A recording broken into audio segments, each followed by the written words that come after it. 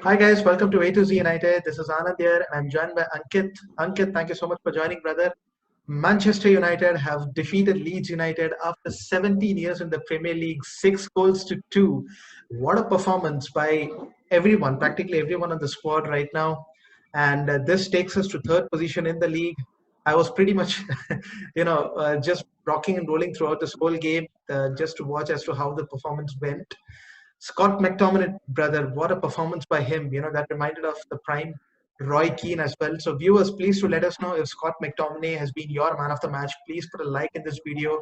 Or if you have any other contender for the man of the match, please to comment and let us know about this. But, speaking of the game, brother, it was a wonderful game to watch. What are your thoughts on the game, brother?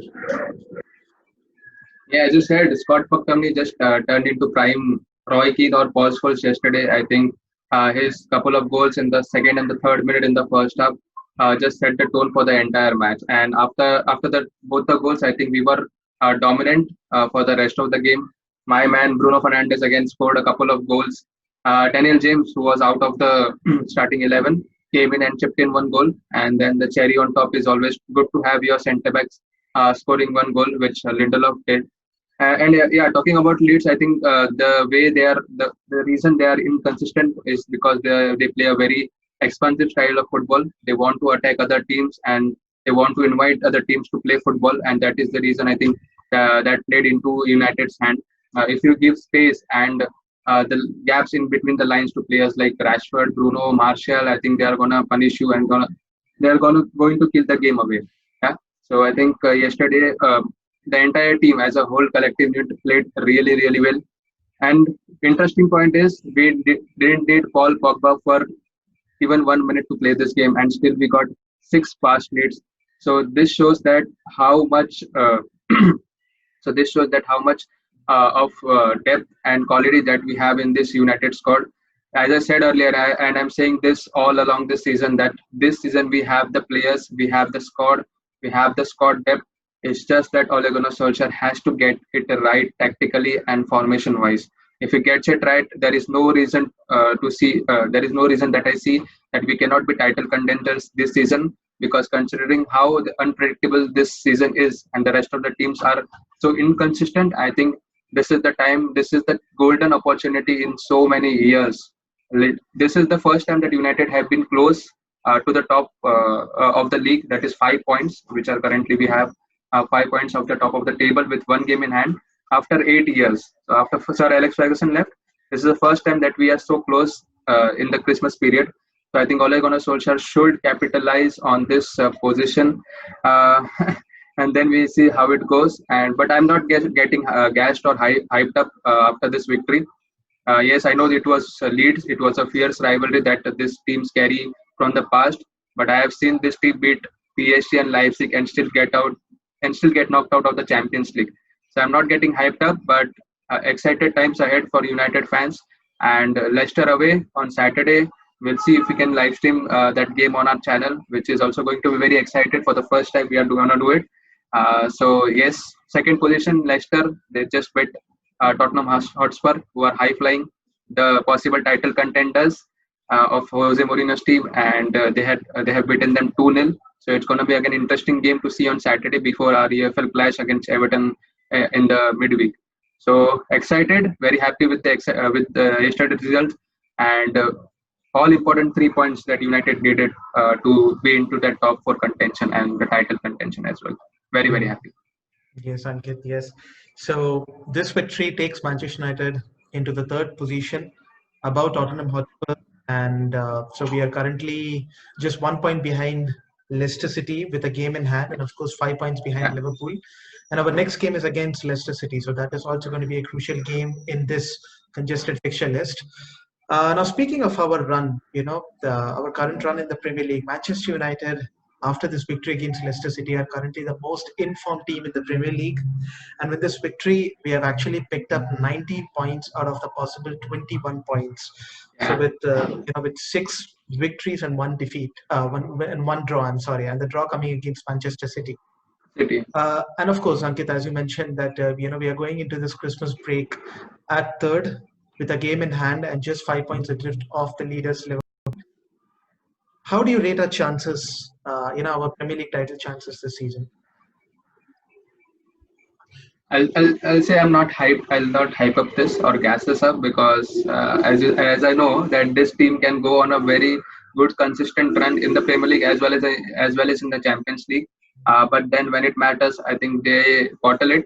But this time around, if they manage to change it, then I think I can change my opinion on this squad as well as Ole Gunnar Solskjaer. I think this team needs one centre back. I think if we are able to bring in one good quality centre back in this January transfer window, then I think our squad is there to be title contenders. And I'm just very, very unhappy that we are not in the Champions League contention because if we get one good centre back in this team to just partner maybe Harry Maguire or Victor Lindelof, one pacey centre back, and then I think we are title contenders. As of now, we are there in the mix, but I'm not 100% sure because I have seen this team get into good positions and then bottle it. So, yeah. No, I think that definitely makes sense. We've been in the spot for a long time, but not a long time, but we've been in the spot before, and of course we have bottled it. Either if it's being in the semi-finals of the cup competitions, or when we were having a good run and in contention for the top four. So it's Top no four race, less. yeah. This is also no less the same when we are in contention for the Premier League title, where players are in good form, but when it matters the most, that's where we need to take our chances as well. But Yeah. again, coming back to the game, this game actually saw 46 shots, and we also had 3 corners. It was a completely end-to-end game. It was a stuff of dreams for all the neutral fans out there. I think the scoreline should have been, it actually could have easily been about 15-10 if all the chances were taken as well. But I think we need to also praise the Leeds United game as well, the way they have approached it. You know, when the score was 0-0, they were still attacking. When the score was 2-0 down, they were still attacking. And they were 6-2 down and out, they were still attacking. So what did you make of Leeds United performance as well? They had, I think, a couple of or more than couple of brilliant chances to score goals, which they missed. I think Harrison, it was when it was 6-2. I think Harrison missed one good stater of an opportunity. But as you said, they were attacking, and that is the reason they leak quite a lot of goals, and that is the reason they are inconsistent in this particular league. Because in the Champions League, you can play expansive football and get away with it because the quality of the opponents is not good. But when you come against teams like City, Liverpool, Manchester United, they are going to punish you because they have good quality of players. And yesterday, the quality of players made the difference. And yes, Leeds had opportunities; they were attacking, and I think that is the reason I like Bielsa because he doesn't sit back like other small teams have a low block and ask or invite pressure from the opponent team, especially away from home. As you saw, they were attacking, and so that is the Bielsa way. And maybe he needs to tweak something to be in this league because he cannot play this same system week in week out because then they are into the relegation zone battle. So he has to tweak some things, but all in all, I think Leeds are a very good side, and Marco Bielsa, as I said, is one of my favorite managers currently around.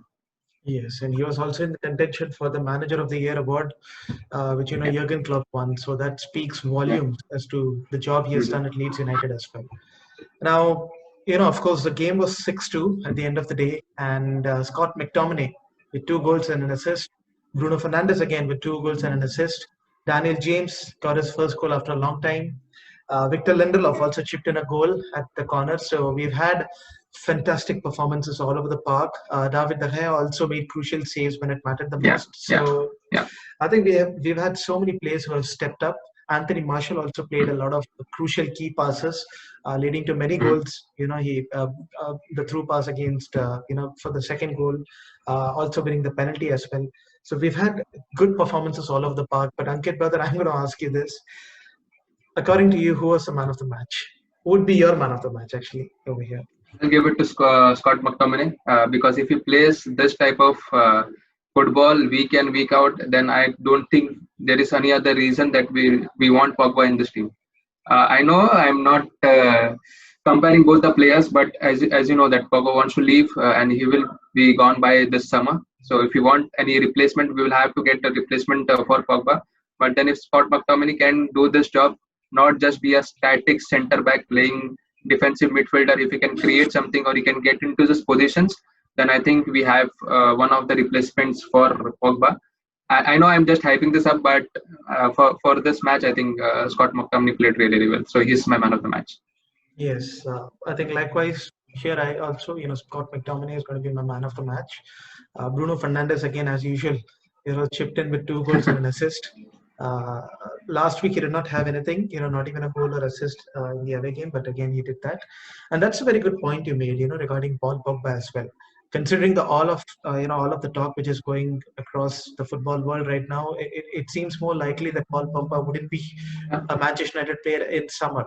So Scott McTominay and Fred are doing an absolutely wonderful job. Donny Van de Beek, when he came out, he did very well. He was winning a lot of one-on-one battles at the crucial places on the park, and against this high octane Leeds United side, you want to see our Mm. perform such well as well. Yeah. So overall, this was We a needed wonderful both. game. Yeah, Yeah. we needed both Fred and McTominay, as you said, for the high press and high intensity game. And also, there was stat that when Scott McTominay and Fred have played as a midfield partnership, United have won nearly 75% of the games. And this is a sample size of more than 50 games. So you know how important both these players as a midfield partnership are for United. And if Scott McTominay can just play like this that he played yesterday, getting into positions, having a forward playing mentality rather than just being defensive, then I think we have a good midfield partnership because McTominay doesn't have attacking attributes and Paul Pogba.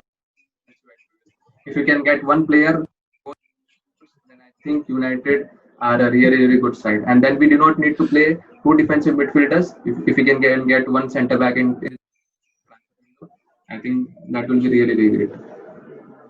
So overall, to sum it up, basically Manchester United had a wonderful game, defeating Leeds United 6 goals to 2, as the game summed up.